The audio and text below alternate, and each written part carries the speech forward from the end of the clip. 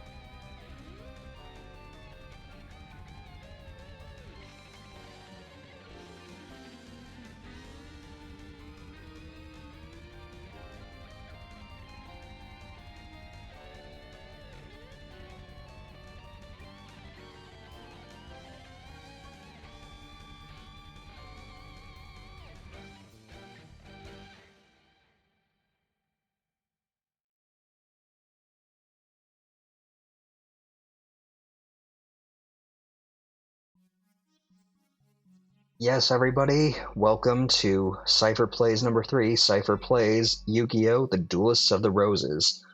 One of a childhood classic of mine, and honestly, one of the most insane out of this world concepts for a game with one of the most interesting premises that you would have a hard time thinking up today.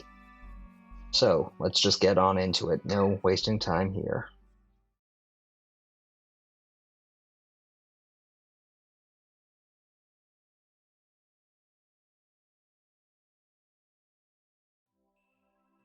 The British Empire in the 1480s. The War of the Roses, a power struggle between the houses of Lancaster, Red Rose, and York, White Rose, to decide a royal successor, was nearing an end. With the Yorkists well in the lead, the reign of Richard III was but a step away. And in France, Yugioh, Henry Tudor, the last Lancastrian heir, was being forced to live a life of exile. The Lancastrian forces were rendered powerless by ancient cards of sorcery wielded by Seto and his 7 followers, who, known as the Rose Crusaders, served under the flag of Lord Crawford, a powerful Yorkist nobleman. Lacking a duelist to champion their cause, defeat was imminent for the Lancastrians. In England, duel card games were still at the fledgling stage. Thus, the Lancastrians had to look elsewhere for a duel master capable of facing the Rosencrews in battle. With this in mind, Margaret My Beaufort of Lancaster secretly requested a high druid to summon a duelist from another age.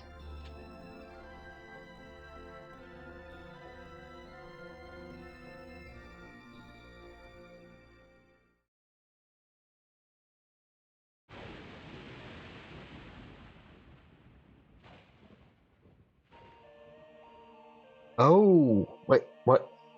I was just on Mount Sil. Where's Ash? Where am I? Who are you? Wait, is that Stonehenge? Where? Somebody start answering questions.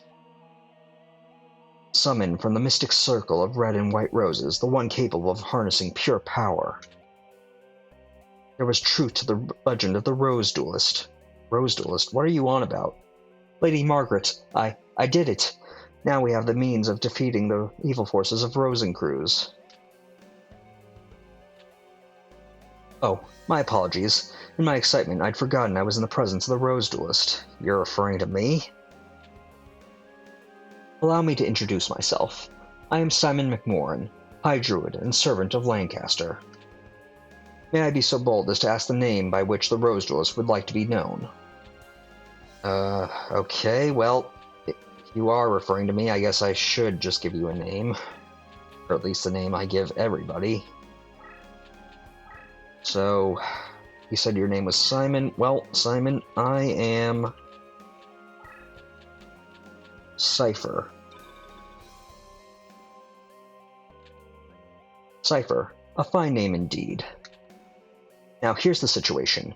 The year is 1485, and you are currently in Stonehenge, near Salisbury, England. I could tell by looking around the place, but what am I doing here?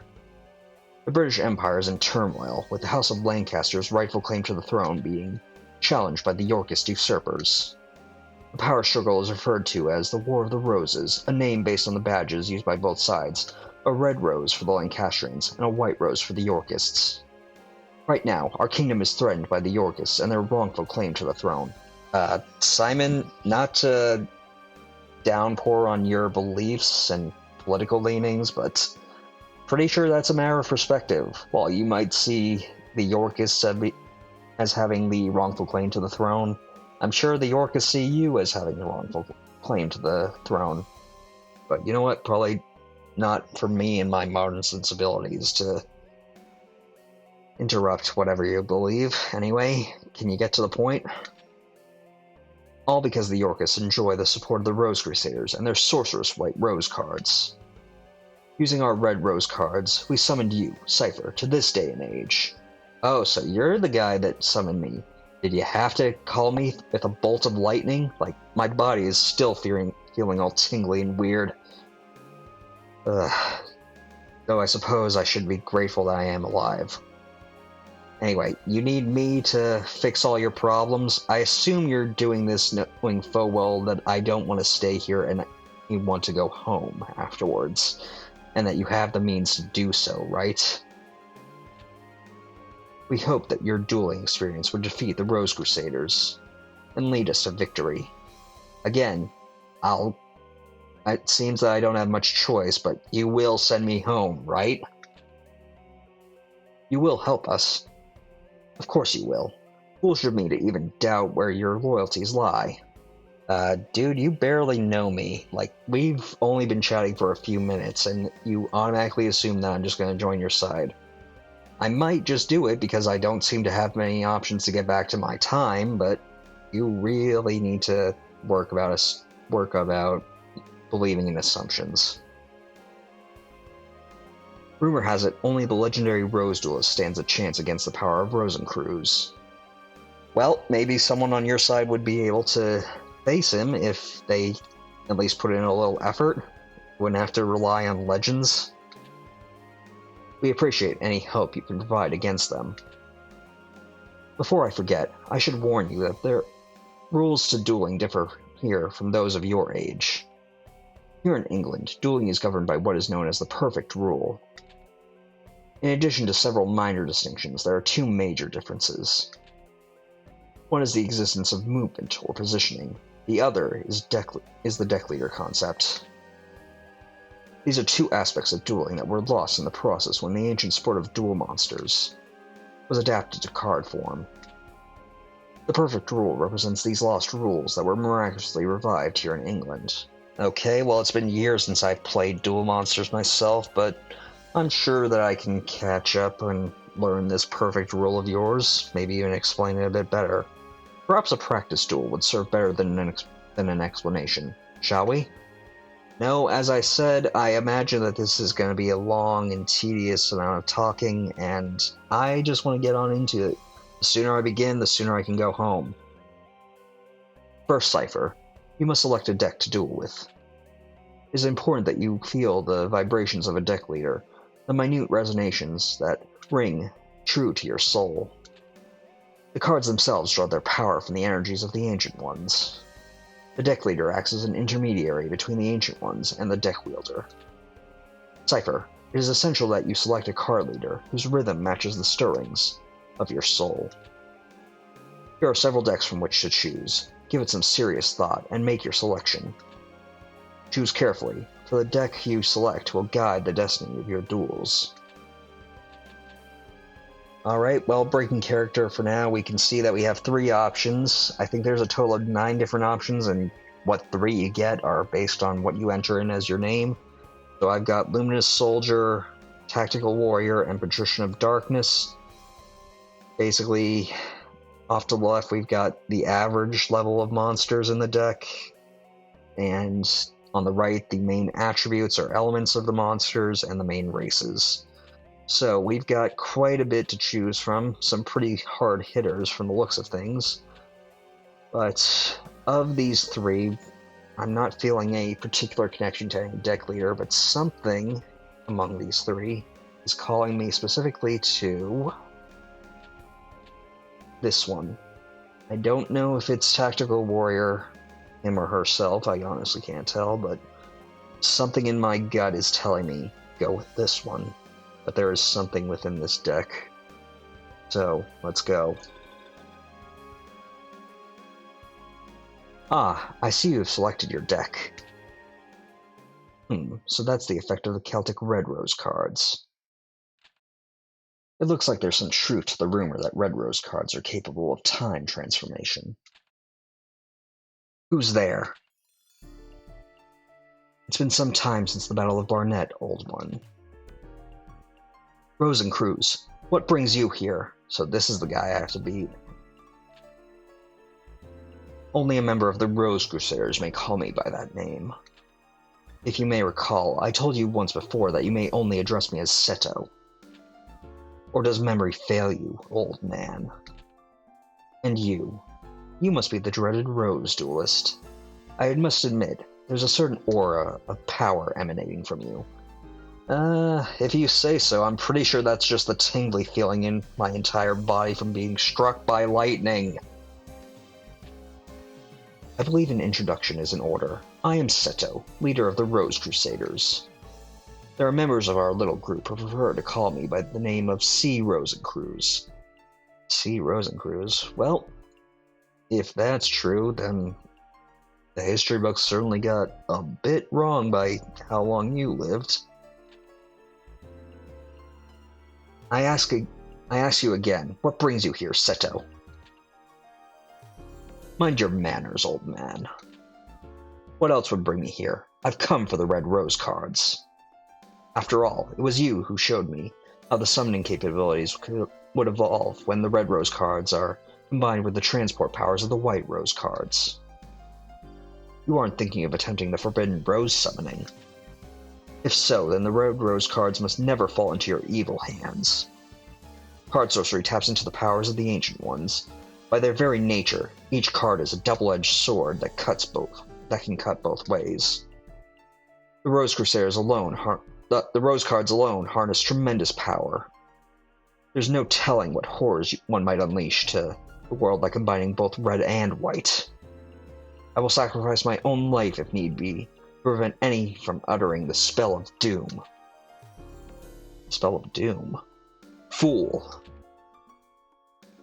The 16 red and white rose cards grant power over all. Druid legend has twisted the true meaning of these cards. We Rose Crusaders have sworn to create a utopia free from the ravages of war. We intend to accomplish this with the power of the cards. And we shall do so by extending the rule of Richard III throughout the known world. So some megalomaniacal world conquest type agenda. Okay. By the way, it was clever of you to form a circle of red roses within the white rose barrier to summon the Rose Duelist. But you were foolish to come alone. This area is surrounded, and if you wish to leave with your life, you will do so only by handing over the red rose cards. Me? A fool? Then what about you? Are you fool enough to actually believe the red rose cards would remain here in my possession? Right after the summoning, I had the cards dispersed among our best duelists to keep them from your tainted hands. Then you will leave me with but one option. I shall enlist the aid of your precious Rose Duelist. Wait, you want my help? These guys already asked first. You take leave of your senses. And you speak too soon, old man. Heed my words, Duelist. If you wish to return to your proper time period, you will require 16 cards of the red and white roses.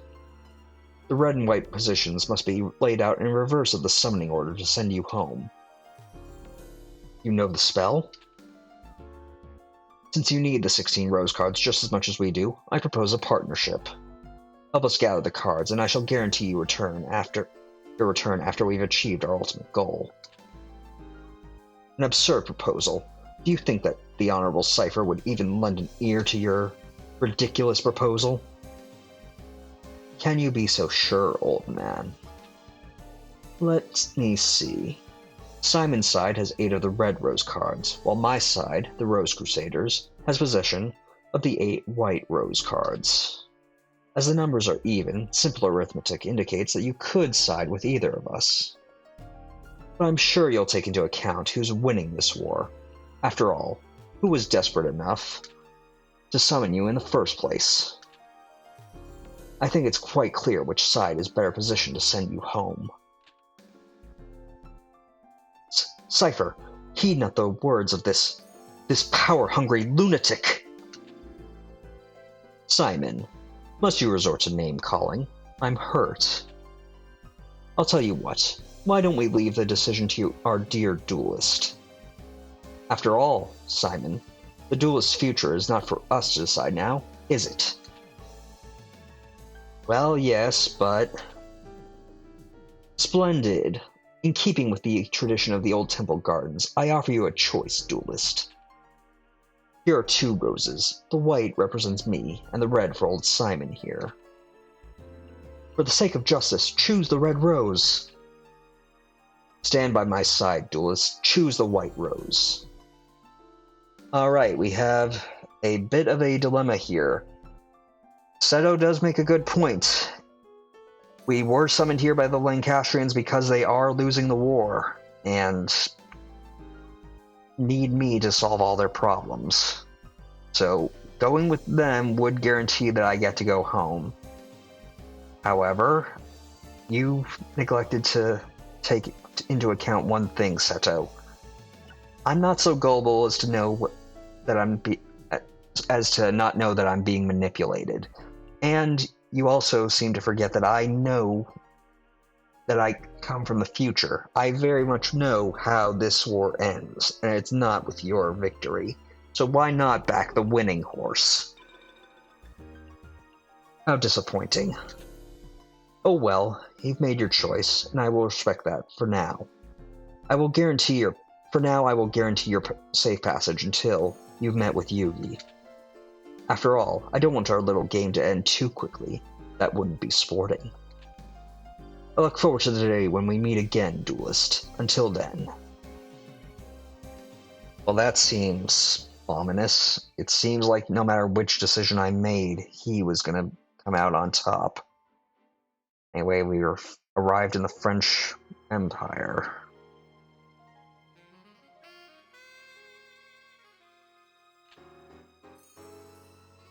Seipher, I present Prince Yugi, last Prince of Lancaster, a true Welshman, and the hope of we who call ourselves Celts. My lord, may I present Seipher, the Rose Duelist. You serve us well, Simon. My mother was wise in summoning you from Scotland. You honor me, sire. Duelist, I am Yugi. Actually, Henry Tudor is my name, but I find it tiresome. You may call me Yugi. Okay, sure. I'm sure that's what you'd like me to call you, but fine, I'll go by your rules, Yugi.